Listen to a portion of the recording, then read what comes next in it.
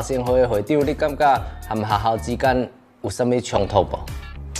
当然也是有啊，因为我希望的是学生会当自治，所以讲迄之间当然有一寡摩擦，就是需要去甲人去交流啊，还是去探听咱每一个人的想法是啥。像你做学生会的会长这件代志，和学生之间的认知有啥无共的？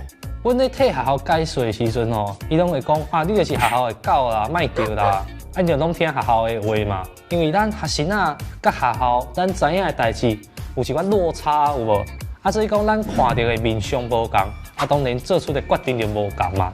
所以讲咱毋是做学校的狗，是做学校甲学生啊之间的桥梁啊。做政治就是有人会足介意你，嘛有人一定是无介意你。造谣一张嘴，辟谣跑断腿。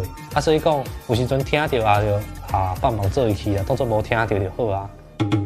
想对一位未来想要做政治人物的人来讲，有好的人缘是基本的条件。